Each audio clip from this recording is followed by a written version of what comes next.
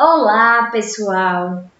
Hoje nós iremos falar de história. Mas que história?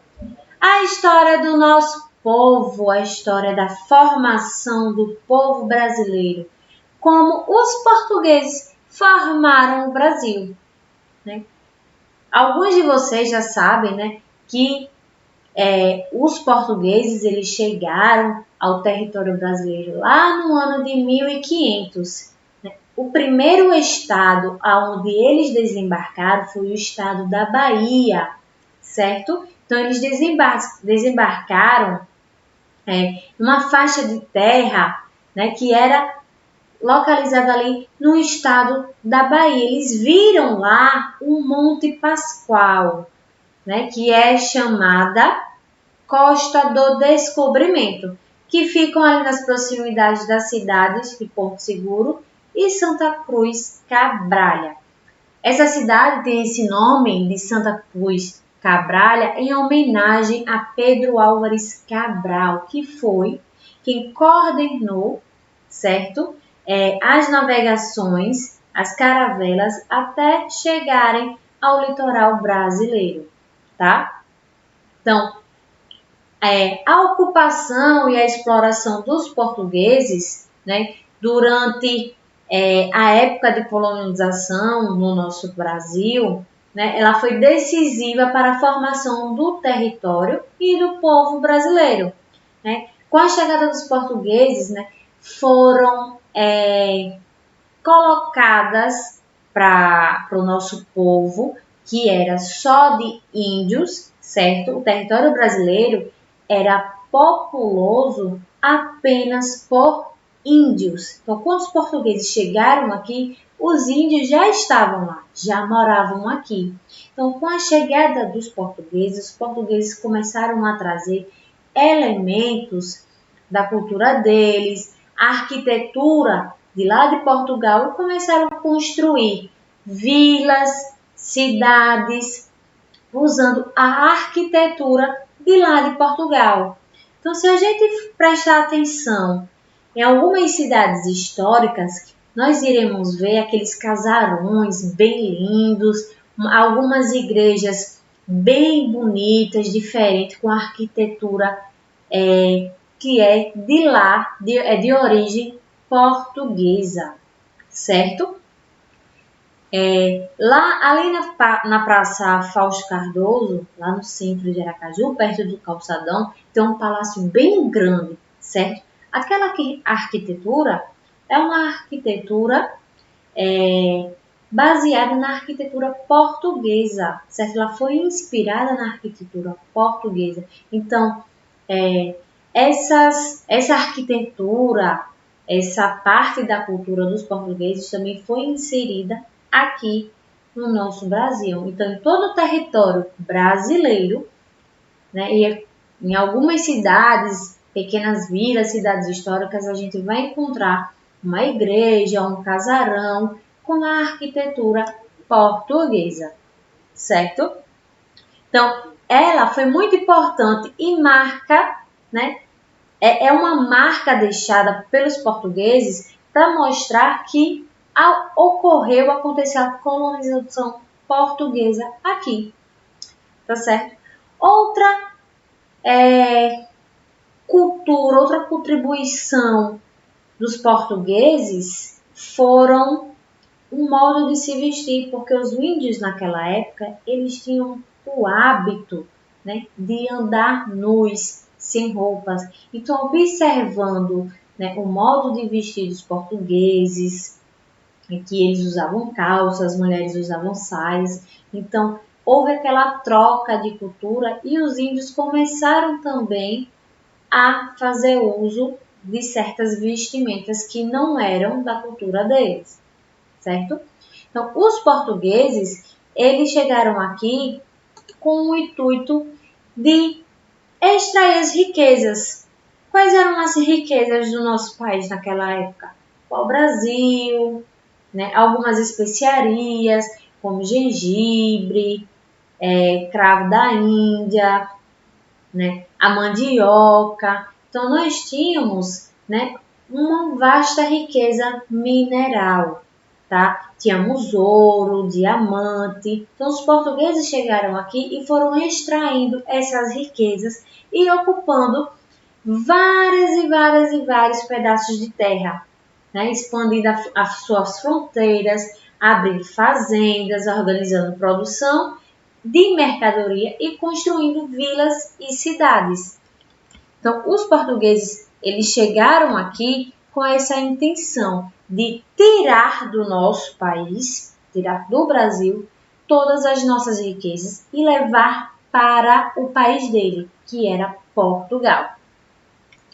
Então, a colonização portuguesa marcou a formação do território brasileiro e suas fronteiras e sua imensa extensão, né? Além disso, colocou em contato diferentes povos e culturas, como a cultura indígena e a cultura portuguesa, tá?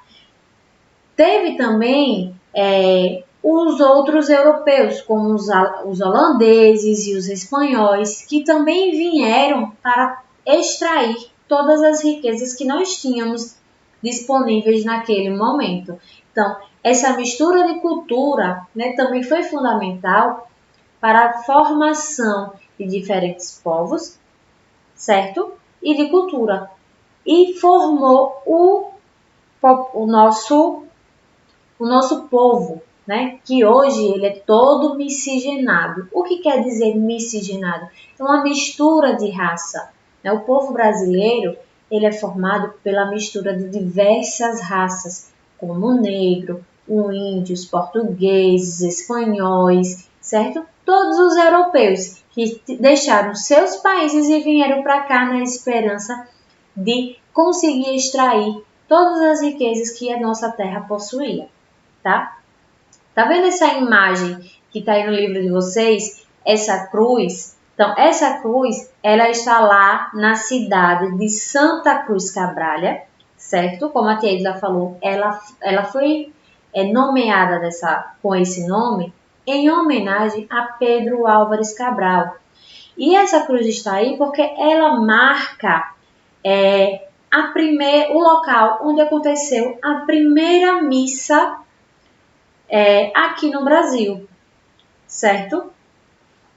O rei de Portugal, ele também enviou para cá, para o Brasil, né, alguns padres jesuítas. Qual era a função dos padres jesuítas? De catequizar, de fazer com que os índios se convertessem à religião católica, que é a religião de Portugal.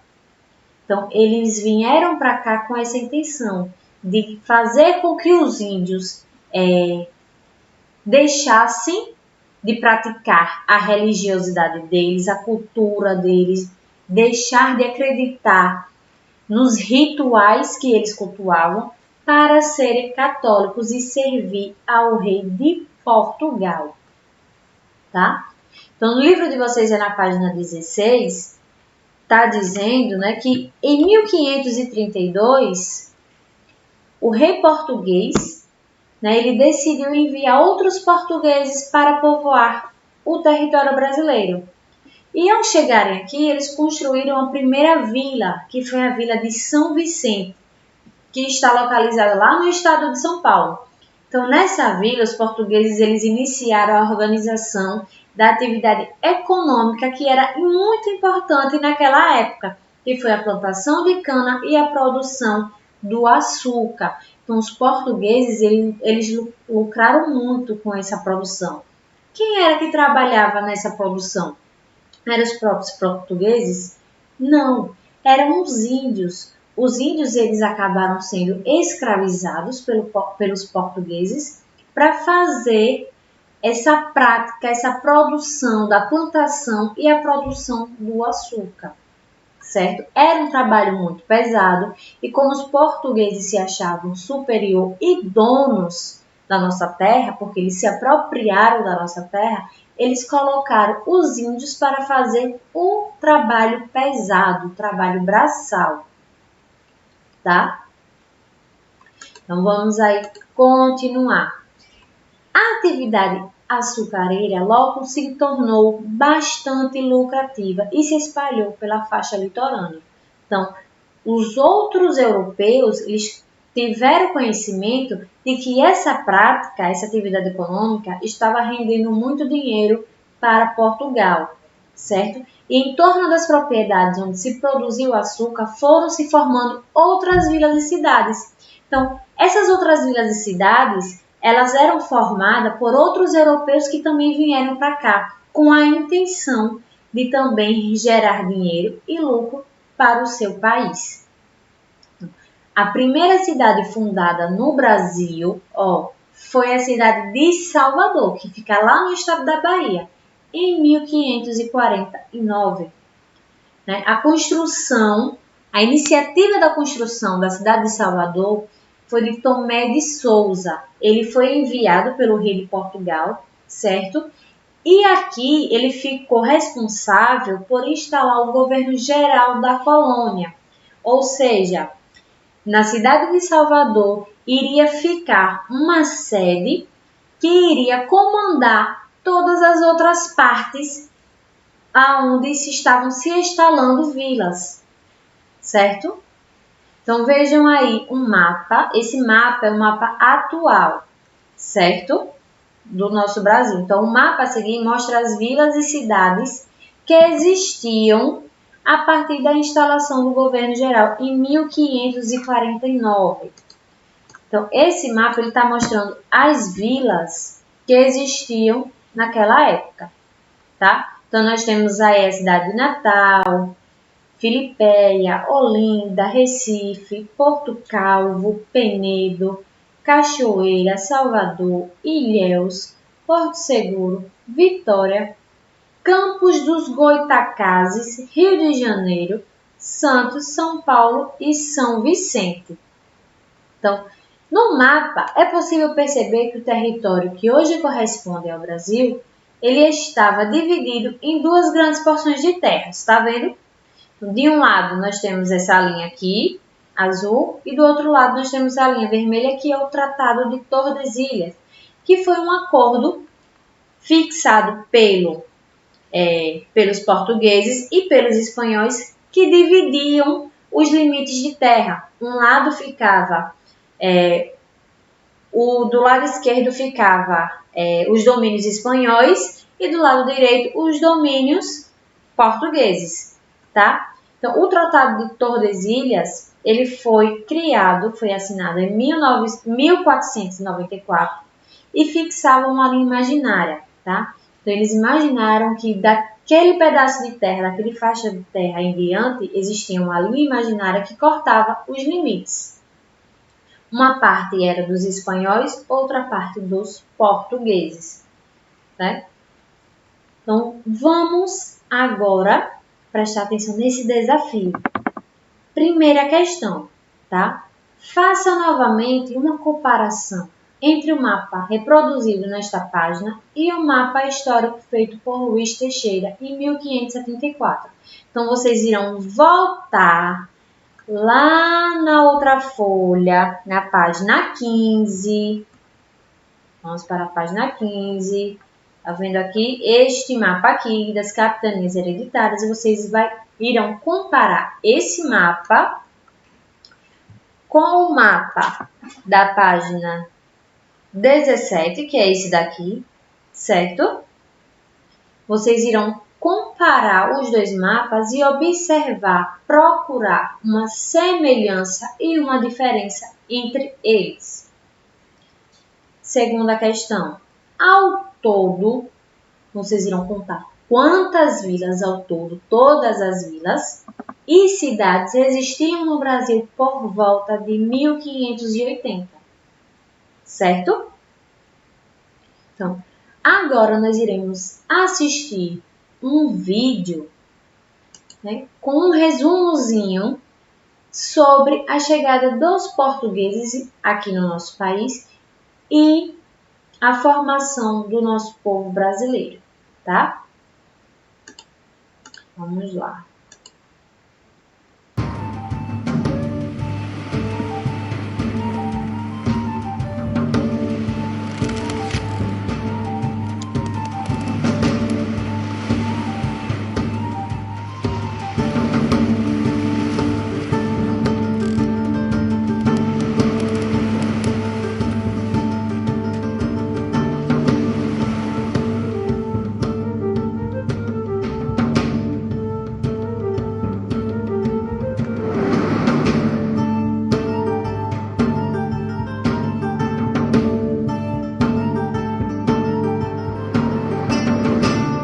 Os portugueses são nativos da Península Ibérica e das ilhas de Açores e Madeira, português, e têm o catolicismo como religião principal. Sua ligação com o Brasil é fruto da Era dos Descobrimentos, iniciada em 1415. Limitados pelo domínio espanhol do comércio terrestre e pelo domínio italiano do mar Mediterrâneo, os portugueses se lançaram no Atlântico, buscando conquistar a costa africana. Com a tomada de Constantinopla pelos otomanos em 1453, o caminho para o Oriente foi fechado. Coube a Portugal encontrar um novo caminho para as Índias, feito alcançado por Vasco da Gama em 1498, graças ao aperfeiçoamento português das técnicas de navegação, cartografia e instrumentos, além de seus velozes navios, as naus e caravelas. Para contornar a África, era necessário se afastar da costa para evitar uma grande área de calmarias. Uma das versões mais conhecidas sobre a chegada dos portugueses ao Brasil em 1500 relata que Pedro Álvares Cabral acabou desviando-se demais da rota, ancorando no litoral da Bahia.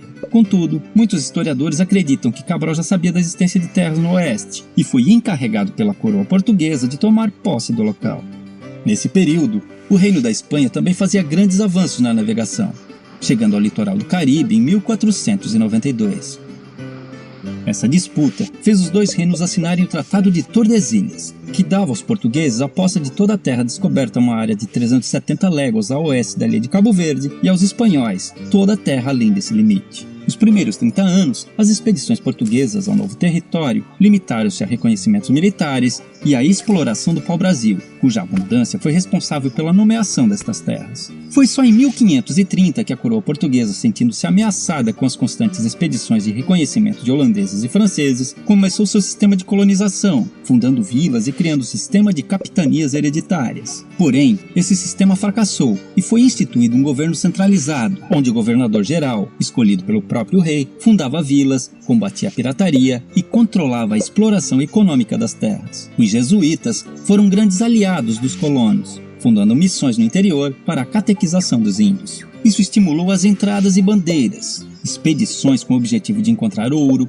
prata, diamantes e escravos. Nesse processo, milhares de indígenas foram dizimados por não aceitar a dominação dos chamados bandeirantes. A predominância masculina nos primeiros anos de colonização deu início a um grande processo de miscigenação da população, com a formação de vários casais de portugueses e índias, cujos descendentes encontram-se hoje na árvore genealógica de muitas famílias brasileiras. Além da cana-de-açúcar, os portugueses foram responsáveis ao longo do período colonial pela introdução do cultivo do cacau, da laranja, do café, de especiarias e também pela criação de gado no território brasileiro. Os colonizadores portugueses deixaram um rico legado na gastronomia brasileira, atribuindo-se a eles a criação da feijoada, a introdução do bacalhau e a produção da cachaça, graças aos inúmeros engenhos de açúcar. Na arquitetura, os portugueses importaram as principais correntes estilísticas da Europa, fazendo com que, ainda hoje, construções centenárias sejam declaradas Patrimônio Mundial pela Unesco, com grande destaque para a rica arquitetura religiosa, que expõe a forte influência do catolicismo no país. Porém, a maior herança portuguesa para a cultura brasileira é também a principal ligação entre os vários grupos étnicos e culturais que hoje habitam o Brasil: o nosso idioma.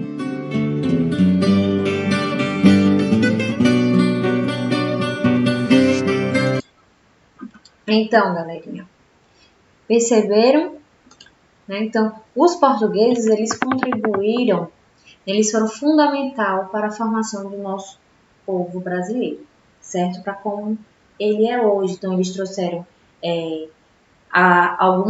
alguns pratos, introduziram a culinária, a nossa língua, que é a língua portuguesa, é um pouquinho diferente da língua falada lá em Portugal, mas a gente consegue se comunicar, consegue entender, certo? São uma língua próximas, bastante parecidas, certo? Então, nós temos algumas comidas típicas que é tradicional de lá, né? Como a feijoada, a tradição de comer bacalhau, o pão de queijo, certo?